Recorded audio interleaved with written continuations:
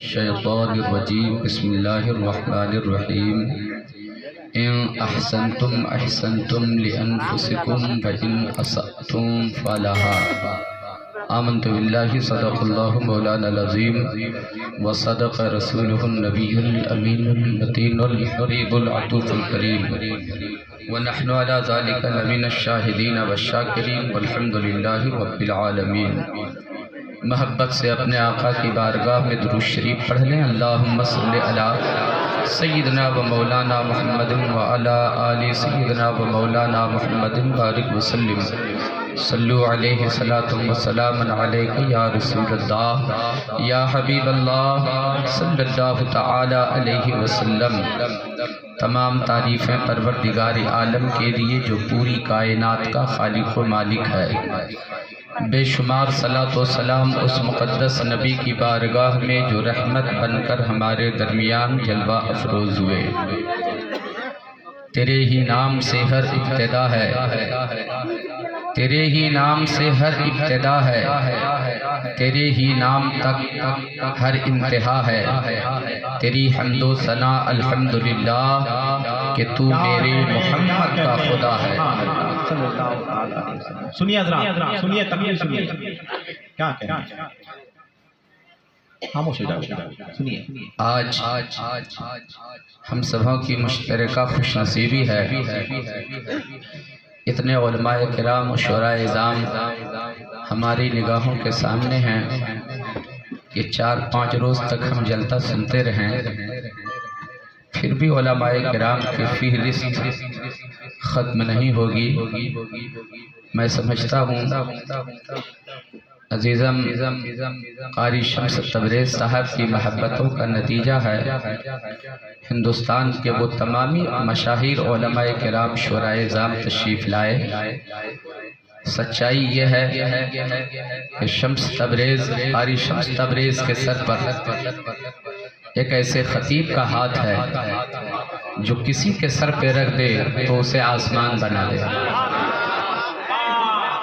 میری مراد الحاج علامہ آصف اقبال صاحب قبلہ، جن کی بھرپور دعائیں بھی ملتی رہتی ہیں الحمدللہ۔ میں آپ کا وقت زیادہ نہیں لوں گا اور تمہیدی کوئی گفتگو بھی نہیں ہوگی۔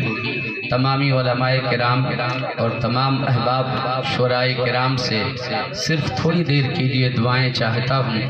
علامہ ذاکر حسین صاحب قبلہ خلیفہ حضور اویس ملت، آپ کی بھی خصوصی دعاؤں کا طلبگار ہوں، اور ہم لوگ سب مل کر بڑے حضرت الحاج شاعر اسلام حضرت دلکش رانچوی صاحب کہتے ہیں، ان سے بھی دعا کی درخواست ہے۔ آئیے تمامی علماء کرام دعا فرمائے۔ تھوڑی سی باتیں کرنا چاہتا ہوں، اگر باتوں میں سچائی ہو تو دعاؤں سے نوازیں، اور آپ سے گزارش یہ ہے کہ اگر آپ کو ایسا لگے کہ یہ مولوی مجھ سے دھوکہ نہیں کر رہا ہے، مجھے فریب نہیں دے رہا ہے، تو میری باتوں پہ عمل ضرور کرنا۔ آپ اگر میری کہی ہوئی باتوں پہ آپ نے عمل کر لیا تو آج کا جلسہ، میں سمجھتا ہوں بار بار جلسے میں جانے سے کوئی فائدہ نہیں، آج کا جلسہ آپ کے لیے مفید ثابت اس لیے ہوگا اگر چند باتیں آپ نے سماعت کر لی۔ بس ایک بات مجھے کہنی ہے آپ سے، حضرات اپنی سوچ کو بدلنے کی صرف ضرورت ہے، اپنے مزاج کو صرف بدلنے کی ضرورت ہے۔ آپ ہر روز جلسے میں جاتے ہو، آئے دن کہیں نہ کہیں جلسے ہوتے رہتے ہیں، آپ سننے کے لیے جاتے ہیں، مگر آپ کی سماعت بدلی ہوئی ہے، آپ کی سماعت کا انداز بدلا ہوا ہے، آپ کا خیال بدلا ہوا ہے، آپ کا نظریہ بدلا ہوا ہے۔ میں یہ چاہتا ہوں آپ کی طبیعت کا جو جلسہ ہو، آپ کی طبیعت کا جو کام ہو، آپ کی طبیعت کا جو منشا ہو، آپ اپنی طبیعت سے جو کام کرتے ہو، ان ساری چیزوں کو بدلو۔ اپنی طبیعت کا خیال آپ کو نہیں کرنا ہے۔ میں اسی وقت آپ سے ایک بات کہوں، یہاں پر ہر عمر کے لوگ میرے سامنے بیٹھے ہیں، اور جس طرح کی عمر ہے اس لحاظ سے ان کے ذہن کا مطالبہ ہوگا۔ کوئی کچھ مجھ سے چاہ رہا ہوگا، کوئی کچھ مجھ سے چاہ رہا ہوگا، کوئی کچھ مجھ سے چاہ رہا رہا ہوگا. 10 سال کا نوجوان کچھ اور مجھ سے سننا چاہتا ہوگا. 20 سال کا نوجوان کچھ اور مجھ سے سننا چاہتا ہوگا. 30 سال کے جو لوگ ہوں گے ان کا مطالبہ کچھ اور ہوگا. جو 50 سال کے ہوں گے ان کا مطالبہ کچھ اور ہوگا. سب کی طبیعت الگ الگ ہے اور سب اپنی طبیعت کی بات سننا چاہتا ہے. مگر میں آپ سے کہتا ہوں اپنی طبیعت کو اب چھوڑ دو. اپنی طبیعت کی کوئی بات نہ سنو, اپنے نبی کی طبیعت کی سنو. آپ کی طبیعت صرف طبیعت ہے, مصطفیٰ کی طبیعت ہی شریعت ہے. اپنے نبی کی طبیعت کی باتیں سنو. آپ کی طبیعت کچھ بھی ہو سکتی ہے. آپ کی طبیعت ہوتی ہے جھوٹ بولنے کی, جھوٹ بول لیتے ہیں.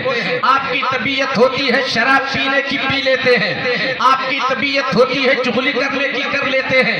آپ کی طبیعت ہوتی ہے حرام کھانے کی, کھا لیتے ہیں. آپ کی طبیعت ہوتی ہے فریب دینے کی, دے دیتے ہیں. آپ کی طبیعت والدین کو تکلیف دینے کی ہوتی ہے, آپ تکلیف دے دیا کرتے ہیں. میں آپ سے یہ عرض کرنا چاہتا ہوں آپ اپنی طبیعت کو چھوڑ دو. آپ اپنی طبیعت کے پیچھے چلو گے تو وہ راستہ آپ کو جہنم تک لے جائے گا. نبی کی طبیعت پہ چلو گے تو وہ راستہ آپ کو جنت تک. نعرہ تکبیر, نعرہ رسالت, خواجہ غریب نواز کانفرنس, مسلک اعلیٰ حضرت. آپ اپنی طبیعت کو بدلو, آپ اپنے مزاج کو بدلو, آپ اپنی زندگی کے انداز کو بدلو, آپ اپنے کردار کو بدلو. نوجوانوں میں آپ سے عرض کرنا چاہوں گا کیا آپ کو اتنا بھی شعور نہیں ہے حالات کیسے پیدا ہو چکے ہیں, کیسے حالات ملک کے پیدا ہو چکے ہیں. ہمیں ایسے وقت میں کن باتوں کی ضرورت ہے, ہمیں ایسے وقت میں کیا رول ادا کرنا چاہیے, ہمیں ایسے وقت میں کون سا کردار دنیا کے سامنے پیش کرنا چاہیے. اب بھی آپ کو بات سمجھ میں نہیں آئی ہے. ہم کبھی مسکان کی بات کر لیا کرتے ہیں, ہم کبھی اویسی کی بات کر لیا کرتے ہیں, لیکن میں آپ سے کہنا چاہوں گا آپ مسکان کا جذبہ پیدا کیوں نہیں کرتے, آپ اویسی جیسا جگر پیدا کیوں نہیں کرتے. کیوں ہم کسی اویسی کی بات کریں گے؟ اویسی جو کام کرتا ہے وہ کام آپ کر کے دکھاؤ, جو کام مسکان کرتی ہے وہ کام آپ کر.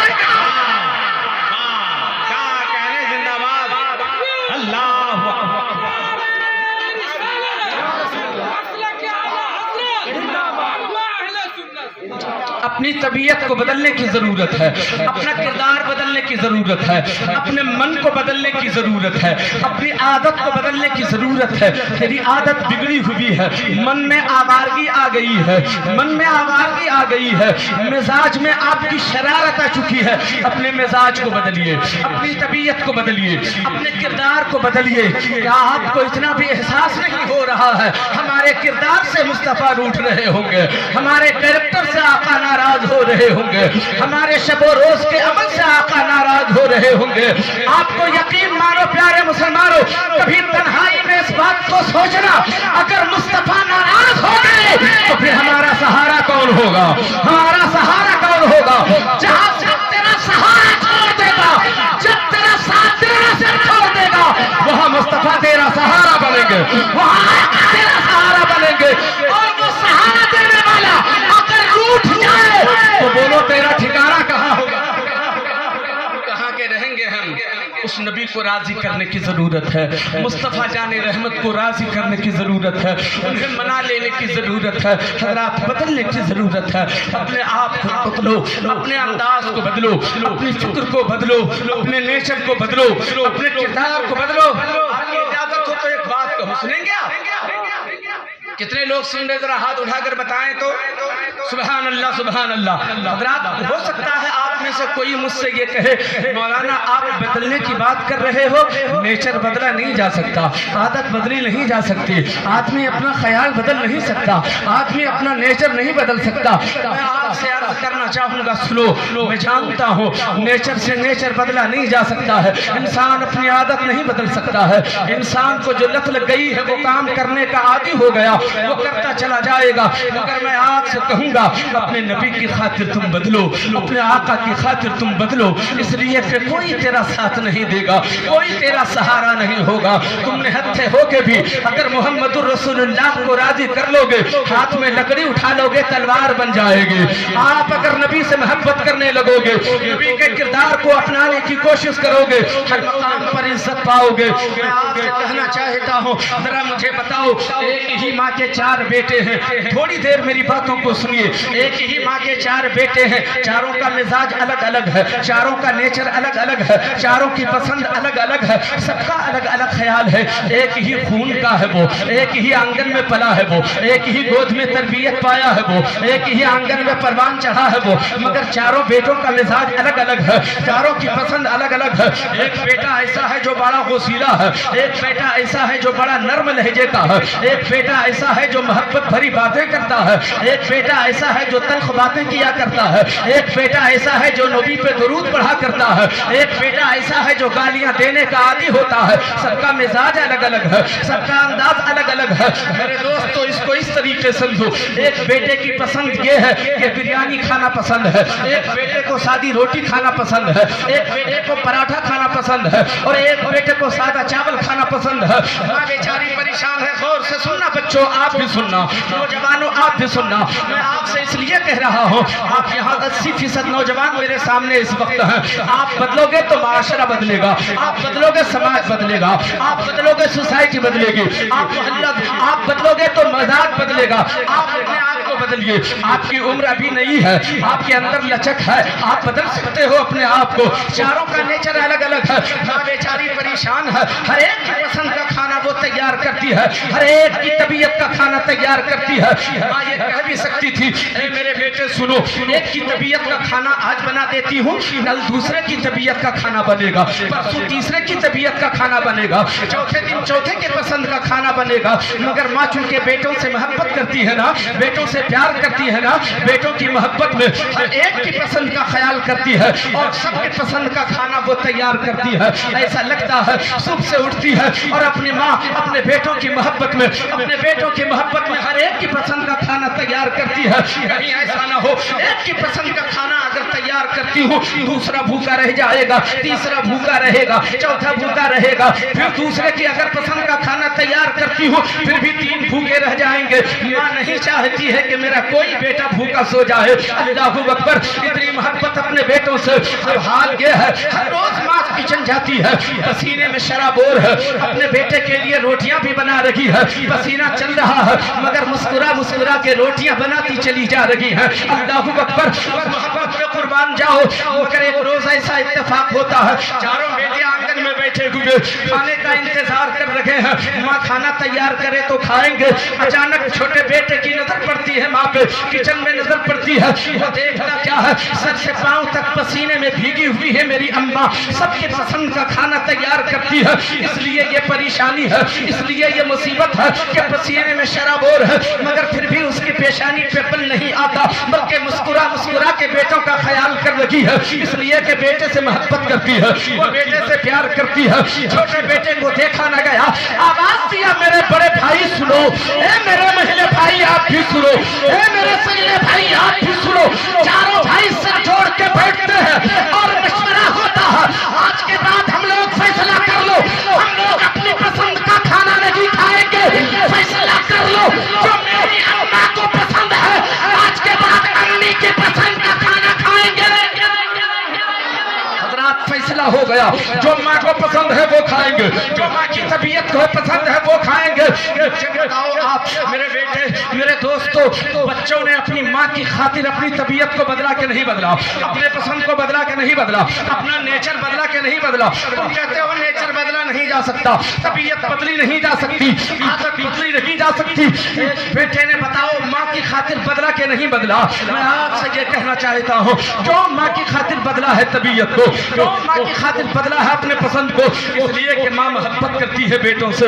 اب ایک بات مجھے بتاؤ، ماں تم سے محبت کرتی ہے، اس لیے تم نے ماں کی خاطر نیور بدل دیا ہے، تیور بدل دیا ہے، انداز بدل دیا ہے، عادت کو بدل دیا دیا ہے, اپنا فیصلہ بدل دیا ہے, اپنی پسند کو بدل دیا ہے ماں کی خاطر, اس لیے کہ ماں تم سے محبت کرتی ہے. آپ سے پوچھا جائے ماں کتنی محبت کرتی ہے, جو آپ نے ایسا کام کیا ہے آپ کا جواب ہوگا اتنی محبت کرتی ہے کہ دنیا میں اتنی محبت کرنے والا کوئی نہیں ہے.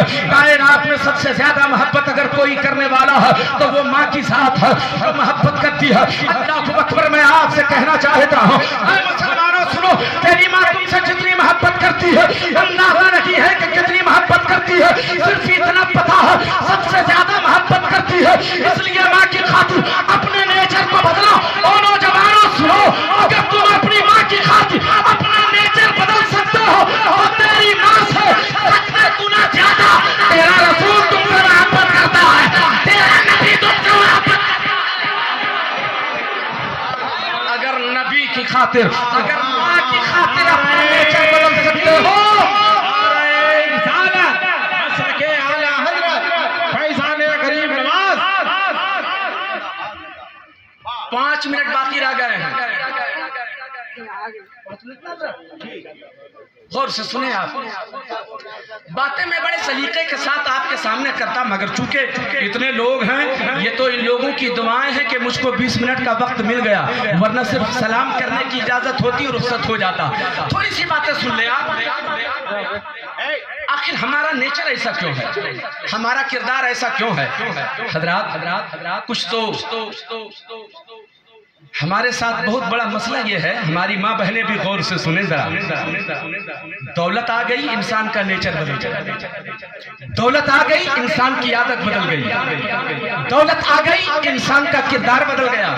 نمازی تھا, دولت آ گئی, کاروبار لمبے ہو گئے, کاروبار ذرا پھیل گئے, اب فرصت نہیں کہ نماز پڑھیں. اپنے نبی کو راضی کرنا ہے, اپنے آقا کو منا لینا ہے, اپنے نبی کو راضی کر لینا ہے. مگر کیا کر رہے ہو؟ دولت آ گئی, دولت پا کے بھی اپنے نبی کو ناراض کر رہے ہو.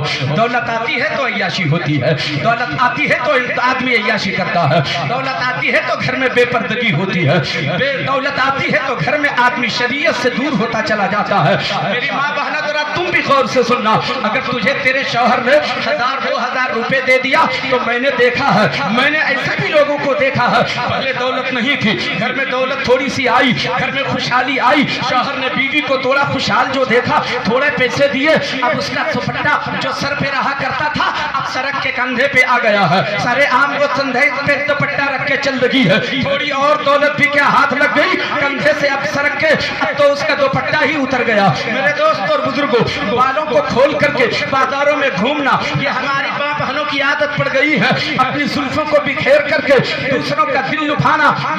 میں طنز نہیں کر رہا ہوں, یہ بات جو کہہ رہا ہوں صرف اس لیے کہ آپ یہاں سے سیکھ کے جاؤ کہ آپ کو رہنا کیسے ہے. دولت کے نشے میں گناہ کرنے کی عادی مت بنو. دولت ہاتھ لگ جائے تو خدا کا شکر ادا کرو. اس طریقے سے حضرت شمس تبریز نے اللہ و رسول کے ذکر کی محفل سجا دی.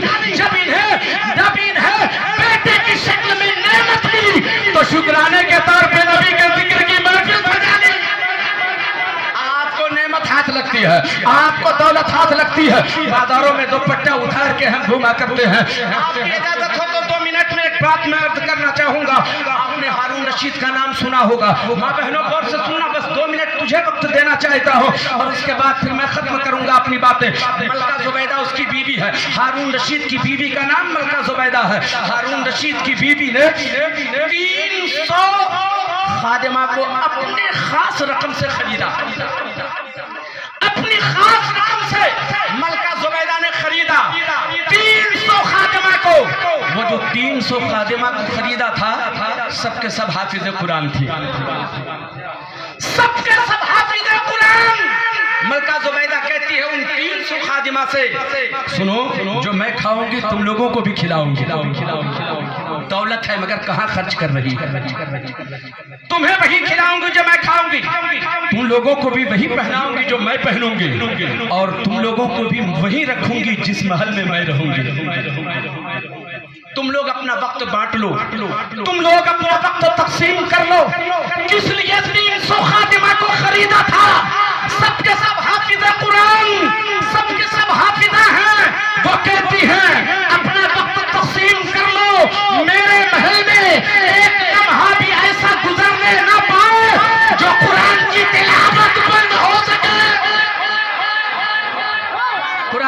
तिलावत से मेरा महल गूंजता है। अल्लाह अकबर। वही मलका ज़ुबैदा, ए मेरी मां बहनों, तुमने क्या किया? दौलत की कमी नहीं थी उसके पास, उन्हें तो बहक जाना चाहिए, उन्हें तो गुनाह का आदी हो जाना चाहिए, उन्हें अपनी जुल्फों को लहरा के बाजार में चलना चाहिए। मगर मेरी मां बहनों, तुम भी गुनहगार होती हो, अपने भाइयों को भी गुनहगार करती हो, अपने शौहर को भी गुनहगार बनाती हो। आओ एक बात मलका ज़ुबैदा की सुनो। एक रोज वो अपने घर बैठी हुई थी, अचानक हारून रशीद आए तो क्या देखा कि मलका ज़ुबैदा के सर में दुपट्टा बंधा हुआ है, सर में बाल नहीं है, सारा बाल सर से उन्होंने उतरवा लिया है। अल्लाहु अकबर। सारा बाल उन्होंने उतरवा लिया है। मलका ज़ुबैदा पे हारून रशीद बादशाह की नजर पड़ी, आंखें अश्कबार हो जाती हैं। ज़ुबैदा क्या कर दिया तुमने? मुझ पे कितना बड़ा जुल्म किया। तेरी जुल्फें देख देख के मैं खुश हुआ करता था, तेरे हुस्न पे मैं निसार होता था।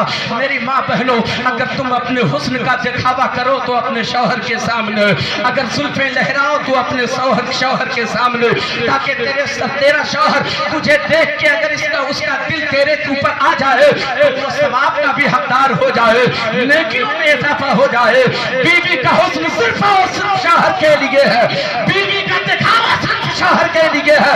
मलका ज़ुबैदा को देख कर कहा, ये क्या जुल्म किया तुमने? सर का बाल उतरवा दिया, तुम कैसी लग रही हो, अब तो तेरी तरफ देखने को भी जी नहीं करता। जवाब सुनो मलका ज़ुबैदा का, बाल छिलवा लिया था उन्होंने पूरे सर का। मलका ज़ुबैदा कहती है, हारून रशीद मत घबराओ, पहले बात तो सुनो फिर बरहम होना, जल्दी बताओ ज़ुबैदा क्या बात है? आज मैं गुस्ल करके छत पे चली गई थी, अपने बालों को धूप में सुखा रखी थी, मुझे पता नहीं था कि दाएं बाएं कोई है भी, मैं धूप में अपने बालों को सुखा रखी थी। अचानक पीछे मुड़ के मैंने जब देखा तो एक नामहरम मेरे पीछे था खड़ा, दूसरे की छत पे खड़ा था और मेरे बालों की तरफ झांक के देख रहा था, मेरे बालों की तरफ देख रहा था। मैंने फैसला किया, फौरन नीचे मैं उतर गई। मैंने फैसला किया, अभी से उतरवा देती हूँ। मैंने अपने बालों को इसलिए छिलवा दिया, इसलिए उतरवा दिया कि जिन बालों पे गैर महरम की नजर पड़ गई हो वो मेरे शौहर के काबिल नहीं हो सकता है, वो मेरे शौहर के काबिल नहीं हो सकता। मेरी माँ बहनों, तुम क्या करती हो, क्या करती हो तुम अपने शौहर की अमानत हो, इसका तो ख्याल रखो। दौलत के नशे में गुनाह के आदी मत बनो। 2 मिनट और टाइम है मेरा। बोले क्या? कितने लोग सुनेंगे? हाथ उठाकर बताएं तो। दौलत हो तो कहाँ लगाएं मालूम है? आओ सरकार उस्मान गनी की बात सुनाता हूँ, 2 मिनट में बात करो। उस्मान गनी 4-5 दिन के लिए मदीने से बाहर तशरीफ ले गए। 4-5 दिनों के बाद जब मदीने वापसी होती है, सरकार उस्मान गनी की अजान हो गई, मस्जिद नबी तशरीफ ले गए। सुभान अल्लाह। सरकार दो आलम सल्लल्लाहु तआला अलैहि वसल्लम मुसल्ला इमामत पर तशरीफ फरमा है, नमाज अदा की जाती है। मुस्तफ़ा जाने रहमत ने जब सलाम फेरा है, चेहरे नूर पे उस्मान गनी की नजर पड़ी है।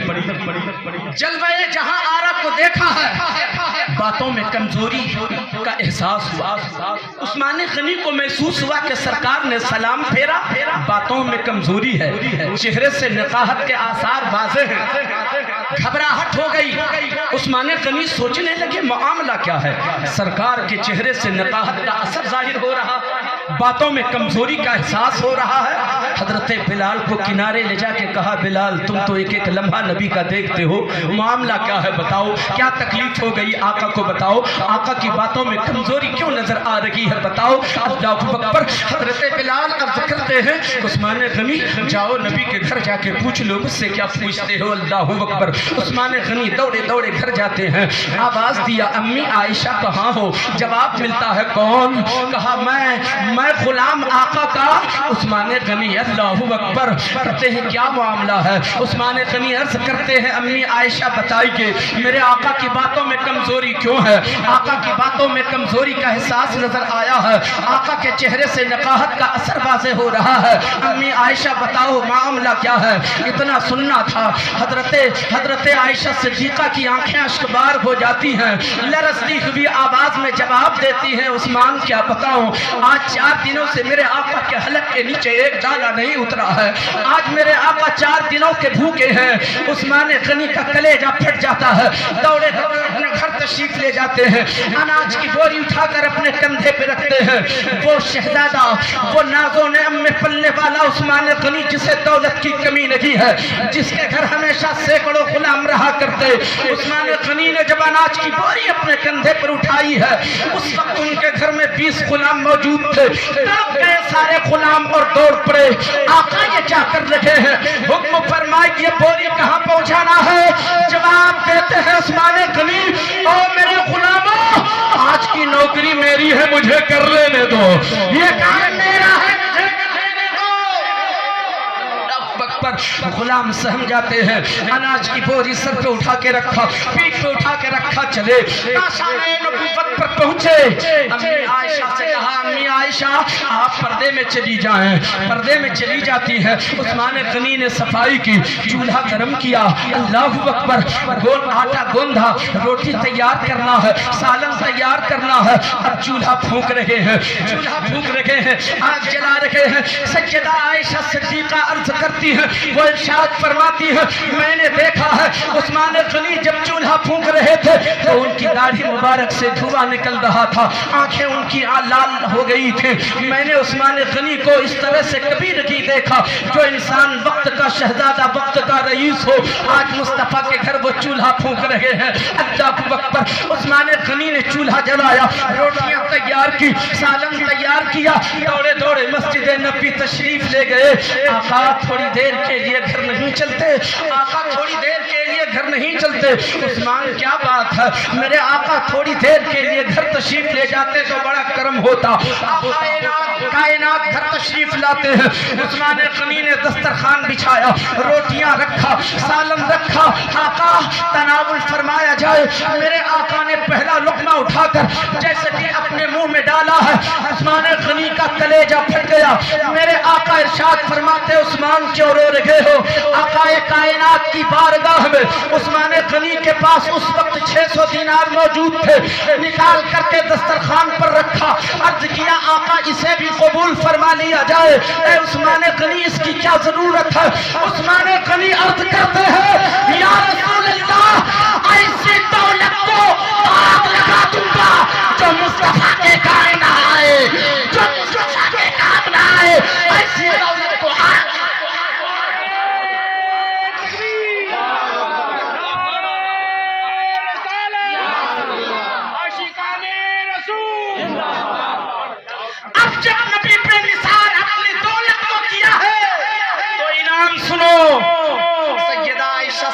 رضی اللہ تعالی عنہ فرماتی ہیں، عثمان غنی اپنے گھر تشریف لے گئے. مصطفیٰ جان رحمت ابھی دسترخوان سے اٹھے نہیں تھے. دسترخوان ہی پہ اللہ کی بارگاہ میں دعا کے لیے ہاتھ اٹھایا اور دعا مانگی عثمان غنی کے لیے. میرے مالک تیرا محبوب عثمان غنی سے راضی ہے. اے میرے مولا تو اپنی شان ربوبیت کے ساتھ عثمان سے راضی ہو جا، عثمان غنی سے راضی. ان احسنتم احسنتم لانفسکم وان اسأتم فلہا. آپ کو سمجھنے کے لیے ترجمہ اس انداز سے پیش کرتا ہوں، اگر تم اچھا کرو گے تو اپنے لیے، برا کرو گے تو اپنے لیے. استغفر اللہ ربی من کل ذنب واتوب الیہ. لا الہ الا اللہ محمد رسول اللہ صلی اللہ علیہ وسلم. السلام علیکم.